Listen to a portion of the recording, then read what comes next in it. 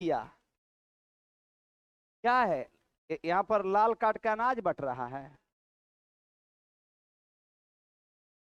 कि तुम फिर जाएगा थोड़ा नया नया पीडीएफ मिलेगा।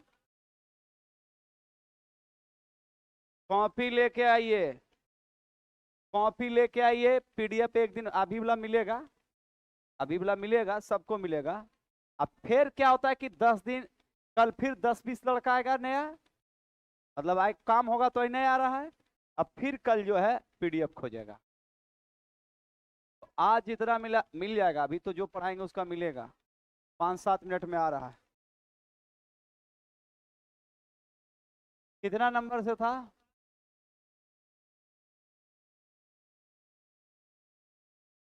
अरे क्वेश्चन कितना पढ़ा दिए थे? 26 ना? हाँ तो 26 से है यहाँ पे। तो पानी हो गया था 26 बताएंगे।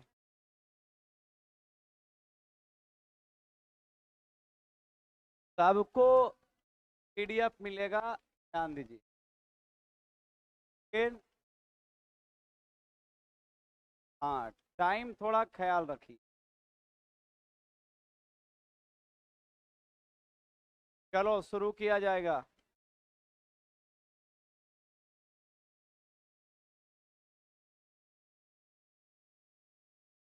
कहता है कि जल, ध्यान दीजिएगा, जल की उत्पत्ति के संदर्भ में हम बात करेंगे। जल के उत्पत्ति का ध्यान रखिए। जल की उत्पत्ति के कारण पृथ्वी को किस ग्रह की संज्ञा दी गई है? इसे या प्लेनेट्स के नाम से जानते हैं, नीला ग्रह के नाम से जानते हैं। किसको याद रखेंगे? पृथ्वी को। किसको भाई? पृथ्वी। अब पृथ्वी पर जल कितने प्रतिशत हैं? 71% याद रखेंगे जल है। और सबको पता है स्थल कितना? ये 29% लगभग क्या है? स्थल। अब ऊपर से देखने के बाद जब आप अंतरिक्ष में जाएंगे, अंतरिक्ष में जाने के बाद पता चलता है कि पृथ्वी का रंग कैसा है। तो इस लेकर जल H2O की अधिकता के कारण, 71% जल होने के कारण पृथ्वी को नीला ग्रह कहते हैं। क्या कहते हैं? पृथ्वी ही एक ग्रह है पर ऐसी मान्यता है का एक अपना वायुमंडल है, और वायुमंडल है तो इसके वायुमंडल में 21% ऑक्सीजन है। क्या है? भरपूर मात्रा में H2O ऑक्सीजन, O2 होने के कारण, ध्यान रखिएगा, O2 होने के कारण, ऑक्सीजन होने के कारण, जल होने के कारण यहाँ जीवन है। और ध्यान रखिएगा कि पृथ्वी ही एक ऐसा ग्रह है का एक अपना खुद वायुमंडल है। 78% नाइट्रोजन और 21% ऑक्सीजन। नाइट्रोजन कितना? 78, और ऑक्सीजन कितना?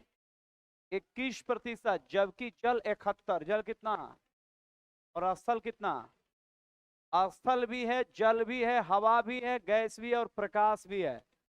इस लेकर पर जीवन है। पृथ्वी पर क्या है? और इसे ब्लू प्लेनेट या नीला ग्रह के नाम से जानते हैं। किसको? पृथ्वी की अगर बात करेंगे तो सूर्य से ये तीसरे नंबर पर है। कितने नंबर पे है? कि पहले नंबर पर कौन है बताइए? बुध। और दूसरे पे शुक्र। और तीसरे पे? तो एक सवाल ये पूछेगा कि बताइए सूर्य से पृथ्वी का नंबर कौमा है? तीसरा। क्या है? ऑप्शन दे देगा तीसरा। अब देखिए फंसाएगा भी आपको। ये तो दूरी में पूछ दिया कि कौमा है, तीसरा कौमा।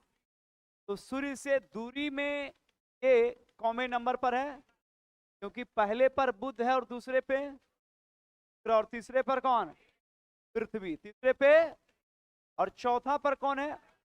मंगल। कौन? एक सवाल और बन गया, बताइए पृथ्वी किन दो ग्रहों के बीच में है? शुक्र और मंगल। शुक्र और, तो शुक्र और मंगल के बीच में कौन है? कौन? तो पृथ्वी किन दो ग्रह के बीच में? किसके बीच में? तो पृथ्वी याद रखेगा शुक्र, कौन सा भाई? और किसके? मंगल। तो शुक्र और याद रखेंगे मंगल के बीच में कौन है, बताइए कौन? तो पृथ्वी किसके किसके बीच में है? शुक्र और, शुक्र और। लेकिन फिर एक सवाल पूछेगा, बताइए कि पृथ्वी के नजदीक कौन सा ग्रह है? शुक्र। क्या है? क्या है? तो जिस प्रकार से सूर्य के सबसे नजदीक कौन है? बुध। सूर्य के नजदीक बुध, तो पृथ्वी के नजदीक। अब लड़का रात भर रटा कि है ना कि सबसे नजदीक ग्रह, सबसे नजदीक, सबसे नजदीक बुध बुध बुध करके बृहस्पति के ऊपर परीक्षा देने चल गया। अब प्रश्न आ गया कि निम्नलिखित प्रश्नों पर ध्यान दीजिए, पृथ्वी के सबसे नजदीक शुक्र है, क्या है? अब पहला ऑप्शन दे दिया बुध। क्या दे दिया? रतिया पढ़ के गया था क्या के सबसे नजदीक बुध, सूर्य के नजदीक। अब भोरे दे दिया पृथ्वी के नजदीक। क्या दे दिया? अब पहला ऑप्शन में क्या दिया? बुध। तभी पृथ्वी देखा उखा नहीं, जैसी नजदीक देखा बोला ये तो हल्के सवाल है, रतिये पढ़े भोरे ही लड़ गया।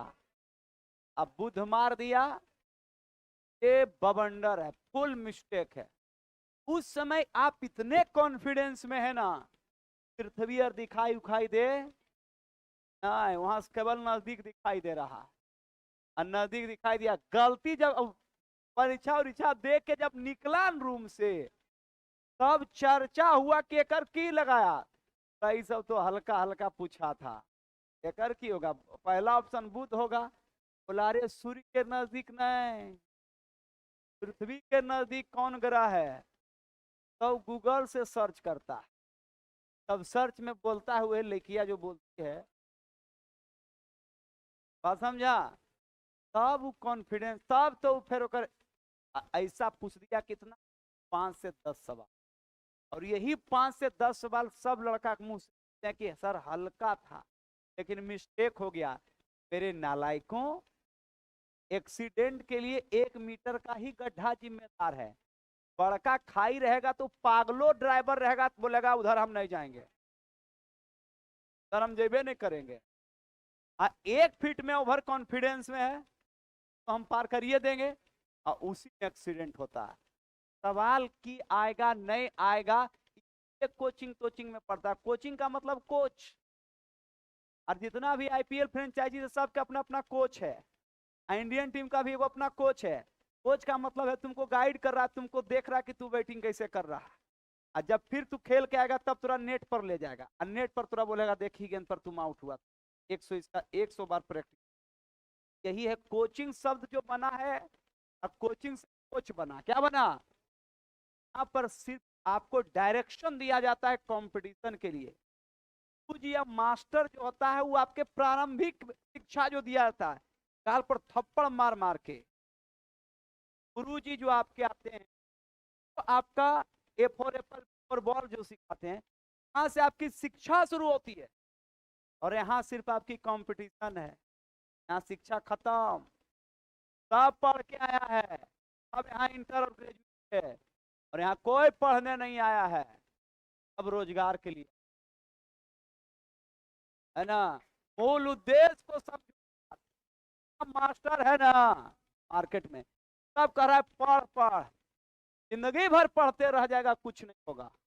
लड़का आया था इंटर करके एसएससी में, यूपीएससी की तैयारी करके, कुछ बाल रंग लिया, पक गया, कुछ नहीं हुआ। के लिए आपका सोच कि हमें करना है तो क्या करना है, और जिस दिन इस सोच अंदर आ गया 6 महीना हुआ नाम बदल देंगे। उसके लिए आपके अंदर वो सोच पैदा करना है, आगे हमारा जिंदगी क्या होगा। बात समझे? अगर नहीं किए कुछ नहीं, 21 साल में भी लड़का नौकरी लेता है, 33 साल में भी लड़का नौकरी लेता है। हमारे यहाँ 45 नहीं 50 साल का लड़का नहीं बड़का के बैठा हुआ है, एक्स आर्मी सर्विसमैन का 4 है ना, तो बेटा भी जॉब कर रहा है। अब सोच इतना भी हमारे पास आ रहा है, बेटा जॉब कर रहा है, अब बाप पढ़ रहा है। अब बोलिएगा वो कौन है भाई?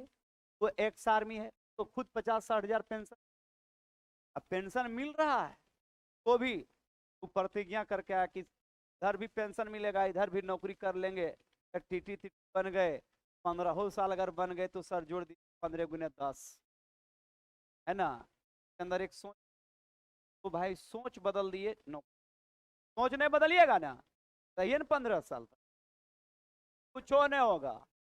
लिख देते हैं हम, बहुत फ्रेंक, हमको बोल झोल में नवरत्न तेल लगा हम नहीं पढ़ाते हैं, समझा कि तोर तो तुम तो आएगा तो हो ही जाएगा, नहीं होगा, नहीं पढ़ेगा तो नहीं होगा,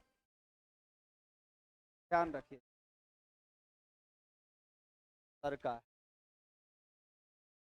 चलो भाई ध्यान देना, तो जल की उपस्थिति ध्यान दीजिएगा। तो ये शुक्र और क्या है? मंगल, शुक्र और, चलिए नेक्स्ट देखेंगे यहां पे, कहता है कि विश्व में कुल जल आयतन का कितना प्रतिशत जल महासागर में पाया जाता है भाई? तो लगभग 96.5, कितना प्रतिशत? विश्व में महासागर की बात करेंगे, पैसिफिक ओशियन, प्रशांत महासागर, कौन महासागर बताओ? प्रशांत महासागर, कौन महासागर? प्रशांत के बाद याद रखेंगे अटलांटिक, कौन सा? अटलांटिक ओशियन या अटलांटिक महासागर प्यारे, याद रखिएगा। तो सबसे बड़ा महासागर कौन है बताओ? प्रशांत, कौन? और दूसरा कौन? और तीसरा है आपका हिंद महासागर, कौन महासागर? कौन महासागर? तीसरा कौन? और चौथा सबसे छोटा है प्यारे आर्कटिक, कौन? आर्कटिक महासागर, कौन महासागर? कौन महासागर?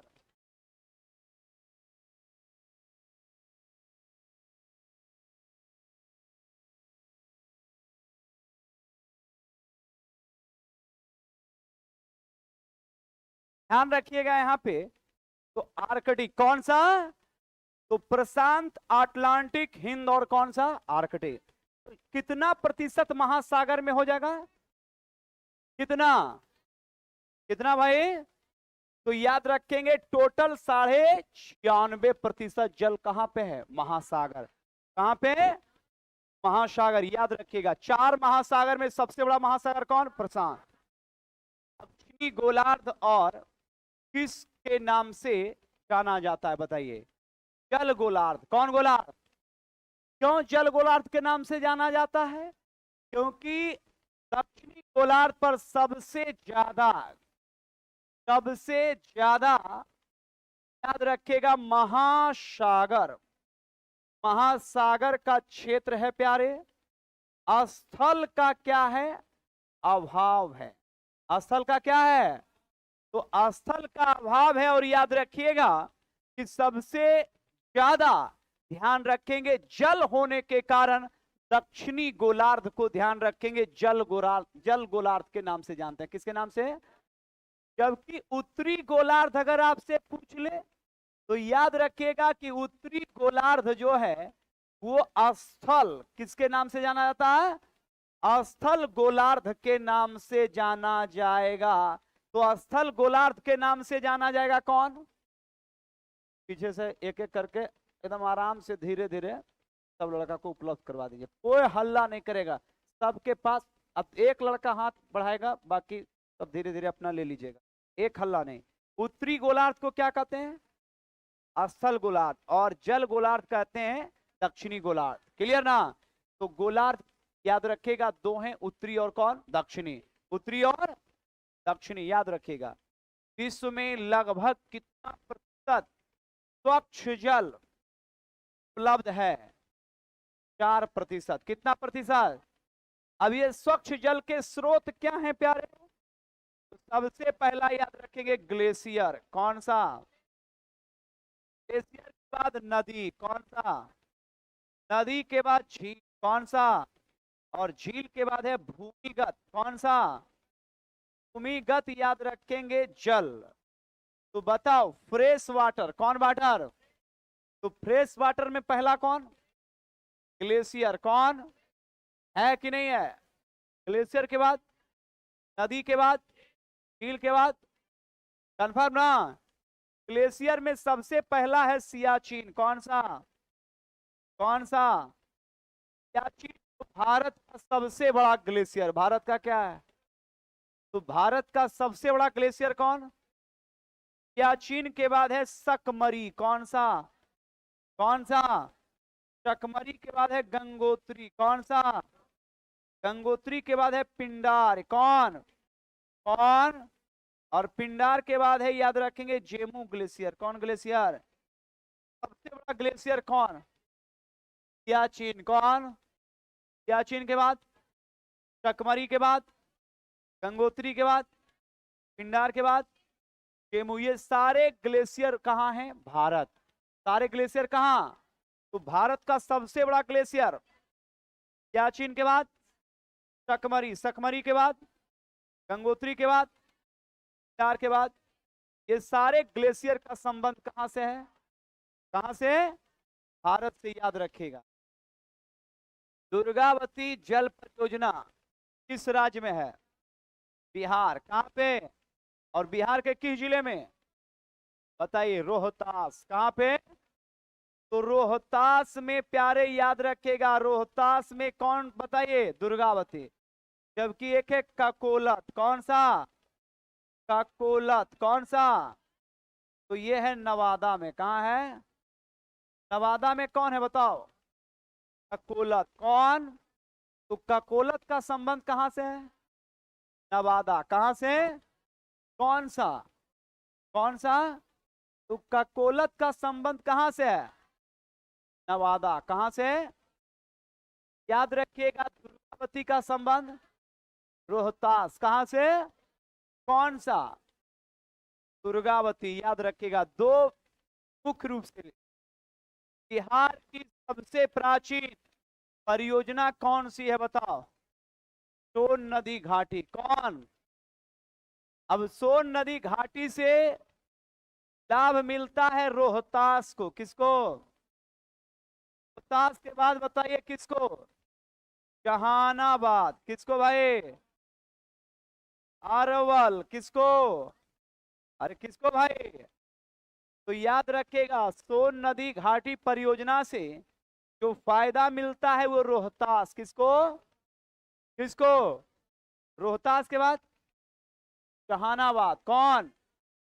जहानाबाद के बाद अरवल, कौन?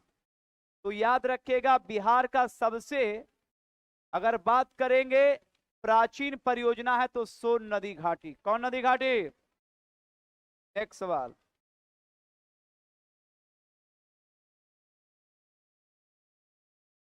तो मिल जाएगा, रुको ना भाई। अच्छा, आएगा, वो देख के ही जाएगा। सोन नदी घाटी परियोजना का विकास किया गया था कब? 1874, 1800। और सोन की बात करेंगे, हमने कई बार बताया है, ये अमरकंटक। कहां से? अमरकंटक कहां से? मध्य प्रदेश। अमरकंटक कहां? और ये कोइलवर के पास, कहां पे भाई? कोइलवर के पास ये नदी मिल जाती है गंगा में। किस मिल जाती है? कोइलवर के पास किस में मिल जाती है? गंगा में। कोइलवर के पास किस में मिल जाती है? कौन सी नदी बताओ? कौन? तो बिहार का सबसे पुराना परियोजना सोन, कौन? सोन आती है अमरकंटक से। कहां से? और ये ध्यान रखिएगा, ये मिलती है किसमें? गंगा में। कहां मिलती है? कोइलवर। कहां पे? नदी। सोन, याद रखिएगा। वन एवं प्राणी संस्थान का मुख्य उद्देश्य क्या है? वन एवं वन प्राणी एवं वन प्राणी का संसाधन का मुख्य उद्देश्य है पर्यावरण की रक्षा करना। किसकी रक्षा करना? किसकी रक्षा? देखो भाई, अगर वन ज्यादा रहेगा, सबसे पहले आएगा आपके पास क्या? ऑक्सीजन। तो आपके पर्यावरण युक्त गैस है कौन? ऑक्सीजन। और वन से खत्म होगा क्या? CO2। कार्बन डाई, तो बताइए कार्बन डाइऑक्साइड एक खतरनाक गैस है कि नहीं है? तो CO2 को एब्जॉर्ब कौन करेगा? वन। वन करेगा ना, देगा उसके बदले ऑक्सीजन। क्या? तो ये बताइए हमारे पर्यावरण के दृष्टिकोण से सबसे महत्वपूर्ण फैक्ट है कि नहीं है? तो सबसे पहला कि जंगल और वन की अगर बात करेंगे और वन ज्यादा बेहतर रहेंगे तो सबसे बड़ा क्या होगा? वर्षा भी बढ़िया होगा। वर्षा क्या होगा? वर्षा भी ठीक होगा, ऑक्सीजन ज्यादा मिलेगा, CO2 खत्म होगा। मतलब कोई भी एनिमल के लिए सबसे बेहतर है। तो सबसे तो पहला कि आप जंगल को, वन को संरक्षित रखना। किसके दृष्टिकोण से? तो पर्यावरण। किसके? तो बताइए वन जब खत्म हो जाएगा तो पर्यावरण रहेगा। यहाँ CO2 की मात्रा क्या होगी? बढ़ जाएगी। ऑक्सीजन की मात्रा घट जाएगी। बरसात की मात्रा घट जाएगी। तो बताइए किसी भी प्राणी के लिए बताइए खतरनाक है कि नहीं है? तो पर्यावरण संरक्षण की रक्षा करना ही मुख्य उद्देश्य है वन और प्राणी का। वन और प्राणी, इस लेकर वन्य जीव, वन और वन में रहने वाले जीव को लेकर याद रखिएगा, वन्य जीव, वन्य जीव संरक्षण, वन्य जीव संरक्षण अधिनियम की बात करेंगे तो यह आया था 1972। 1900। तो वन्य जीव संरक्षण अधिनियम कब आया? 1900। और जिसका मुख्य उद्देश्य था अपने पर्यावरण को बचाने के लिए वन्य जीव और वनों की रक्षा करना। इस लेकर वन्य संरक्षण अधिनियम, वन्य जीव संरक्षण अधिनियम कब आया? 1900। तो आंसर याद रखेगा पर्यावरण की रक्षा करना। वन और पी के